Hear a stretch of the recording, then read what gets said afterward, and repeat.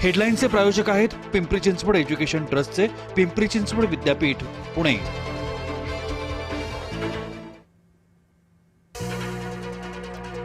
पटेल आणि तटकरेंकडून पार्थ पवारांची मुख्यमंत्र्यांकडे तक्रार। पार्थ पवारांना केंद्रीय मंत्रिमंडळात सहभागी करण्याची मोठ्या पदाधिकाऱ्याची शिफारस।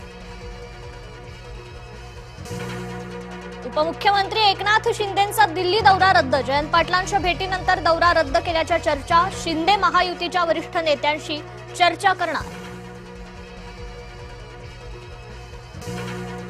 फडणवीस ठाकरे उद्या एकाच दिवशी नागपुरात। फडणवीस भाजपच्या कार्यक्रमांना उपस्थित राहणार तर उबाठाचं रामरक्षा आंदोलन। बिल्डर आत्महत्येप्रकरणी गुन्हा दाखल होताच धंगेकर गायब। घराला कुलूप, फोनही बंद। पुणे पोलिसांकडून शोध सुरू। मुलुंडच्या अग्रवाल रुग्णालयात पेडणेकर संतापल्या। सभागृहाचा दरवाजा 15 मिनिटं उघडलाच नाही। पेडणेकरांनी संबंधित अधिकाऱ्यांना सुनावलं।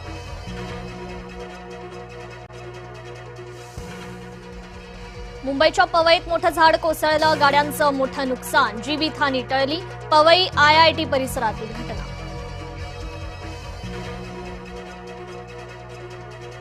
रत्नागिरी जिल्ह्यात मुसळधार पाऊस। नदी नाल्यांच्या प्रवाहात वाढ। शेतकऱ्यांना दिलासा। भात लावणीच्या कामांना वेग येणार। पावसानं दडी मारल्यानं शेतकरी संकटात। अमरावतीत पिकं वाचवण्यासाठी शेतकऱ्यांची कसरत। कपाशी, सोयाबीन, मिरची, संत्रा, मोसंबीच्या बागांवर परिणाम। लोकलमधील प्रवाशांच्या सुरक्षेचा मुद्दा पुन्हा ऐरणीवर। लोकलमध्ये एक व्यक्ती नशा करत असल्याचा व्हिडिओ समोर। हार्बर मार्गावरील धक्कादायक प्रकार। देशातील पहिल्या हायड्रोजन रेल्वेचं पंतप्रधान मोदींच्या हस्ते लोकार्पण। हरियाणातल्या जिंद ते सोनीपत दरम्यान सेवा।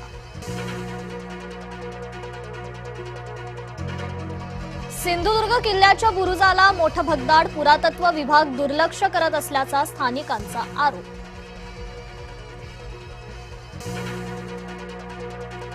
गोंदियात भटक्या कुत्र्यांचा धुमाकूळ। शाळेत जात असताना मुलीवर कुत्र्यांचा हल्ला। मुलगी जखमी। घटना सीसीटीव्हीत चित्रित। अर्नाळ्याच्या समुद्रात 2 अल्पवयीन मुलं बुडाली। एकाचा मृतदेह 24 तासांनंतर सापडला तर दुसऱ्या मुलाचा अद्यापही शोध सुरू। आषाढी आधी पावसाचा अंदाज। 22 जुलैपासून मान्सून पुन्हा सक्रिय होणार। आता आशा बंगालच्या उपसागराकडून।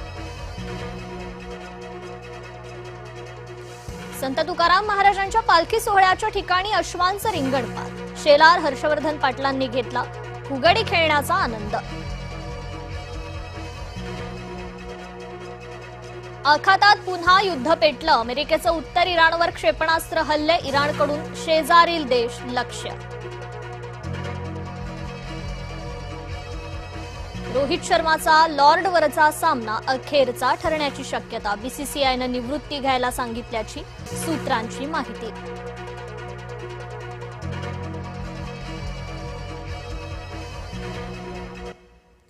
नमस्कार, मी